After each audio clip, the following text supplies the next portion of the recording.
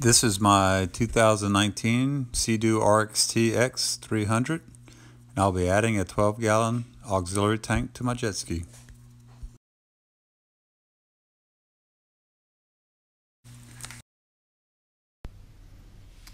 Okay, we're going to look at just a basic setup of how the gas system works. It's built on ventilation.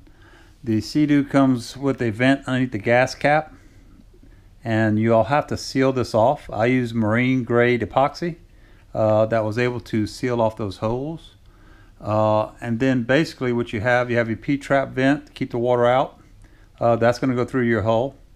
And the way I have it set up, the vent's going to go into your auxiliary tank back here into the gas cap. You need to have a quick connect here so that you can actually take the gas cap off to fill it up. I also have a set of quick connects here, and if you notice from the ventilation side to the fuel side, I have them backwards. I have the male on one end, female on this end. I have the female on this end, male on this end, so that when you're not using your tank, you can take your hose and tie them into each other. All right, so that's why this little diagram here.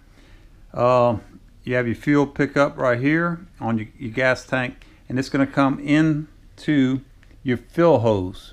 Now I didn't set up on the top, right below the cap is a plastic where your fill up housing is at. I didn't want to use that because eventually you'll crack that plastic pounding on the waves. You want to go inside the hose. You want to cut the hose and use a hose mender with a 3/8 barb. That's what I did, and you can see in the video exactly what I did. I had it welded. Now I have a T set up right here, and I have a T set up here so I could put a valve in. I put the valve in so that if I do hook up here, I take my tank off, I can open this valve up and I get a direct line vent vacuum from this vent back into the tank. It'll be a lot better.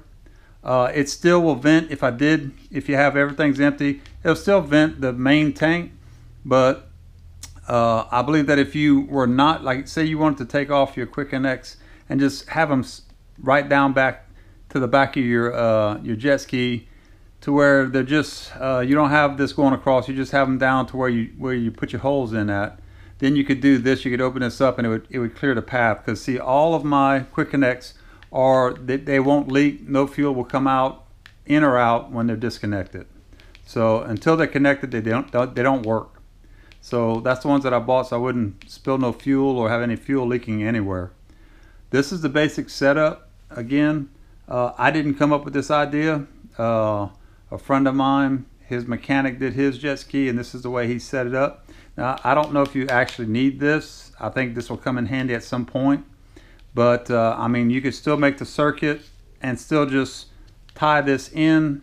It would still do the same thing. I think all this does is basically gives a little bit shorter of a route, but that's how he had it set up. So I did mine the same as his.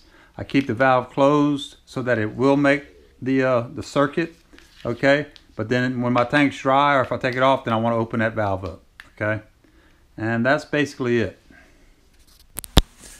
After removing the seat, you will need to remove 13 bolts for the engine compartment cover. Then you will need to remove the ERGO lock panels.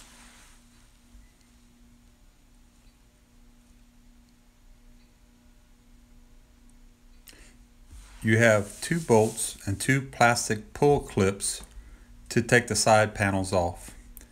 You'll see these two things I'm pointing at, they're just for inside strapping of lines and wires, so don't worry about them. You will need to remove all the bolts inside the storage bin around the top, and there's a couple of tricky ones, but you'll figure it out. You have 2 bolts to remove on the front panel, and the front panel slides forward. You'll need to remove this before you can pick up your hatch all the way. The speakers have to come off first before you can pull the last panel. You have 1 bolt at the top, and you have to use a long screwdriver. Here's an 8-inch screwdriver, and you have to pull it. There's a little hole at the bottom. You have to go in horizontally, go in, and then once you have it in, leave the screwdriver in place, and then you have to wiggle the speakers side to side while pulling back. It does not come up, it's got to go straight back to come off. And you'll see a picture of the clip here in just a minute. There it is. And as you can see, you have that little clip with the screwdriver slides on and pushes down to get the speaker off.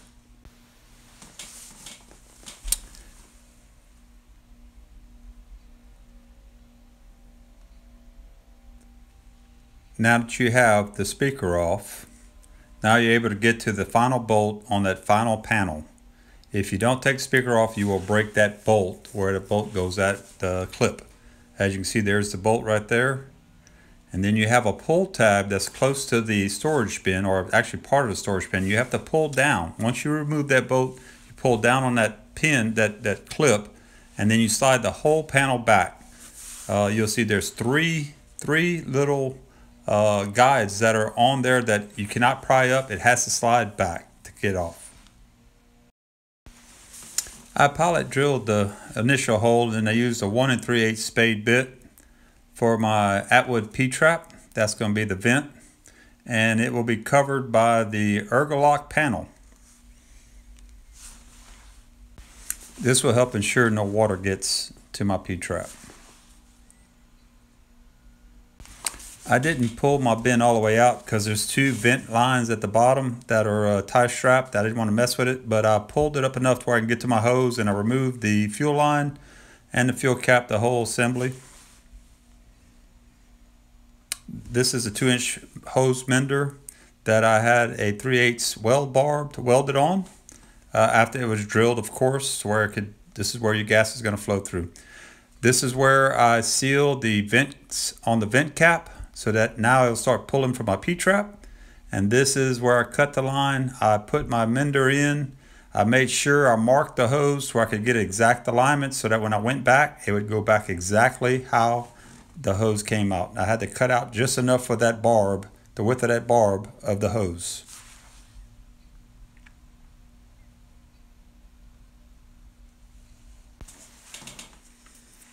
Right here, I glued in the tie strap holders up on the inside of the hull, so that once I ran my hoses, I could tie them back, get them out of the way, keep them off the motor. Definitely don't want them getting hot with the motor. Here's my inserts for my cable glands. This is where my hose is going to go through my hull.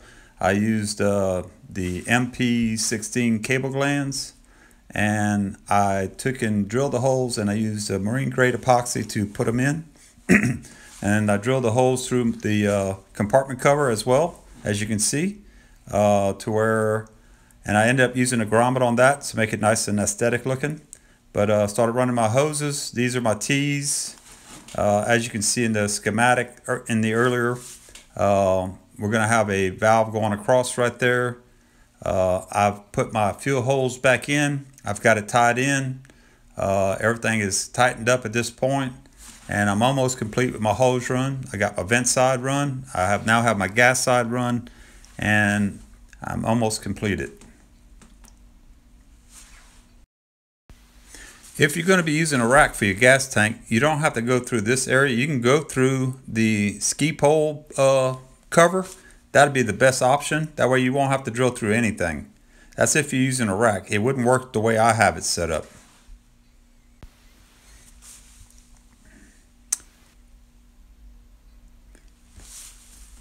Giving you a look again. This is the gas line. We're tied in. As you notice, it can shake. It'll take a pounding. Ain't nothing going to come loose at that point. That's the valve. The valve will stay in the shutoff position as you're wanting to pull from the auxiliary tank.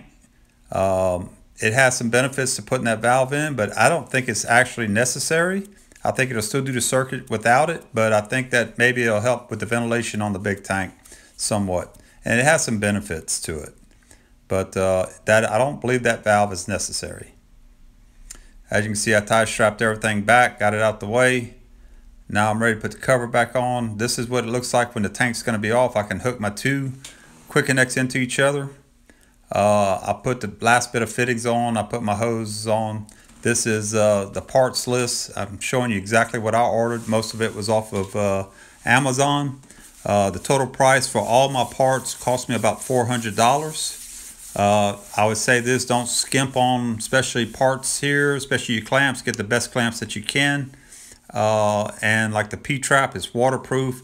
Certain things I did, I made sure The quick connects were expensive because these don't leak when you disconnect them. They will not leak fuel. So don't go cheap on this, because consequences are that you get a leak, a bad leak, you're going to have some major problems. So you don't want to have that. An important note here, when you get your system all in line, you get it and you're ready to test it out, make sure you bring you a screwdriver or some tools with you, because when I took mine out, I just have one slight leak on one hose clamp, but you don't want to have no leaks inside the inside your hull. Another thing I'll always stress, some people want to vent on the inside of their jet skis, and that's not a good idea, because during the heat your gas will expand and you have a chance that the gas can actually come out your vent, can push the gas out of your vent. So you don't want that. That's when you're going to have some type of explosion or something like that. So anyway, I hope this was helpful. Hope this was entertaining, and I'll talk to you later.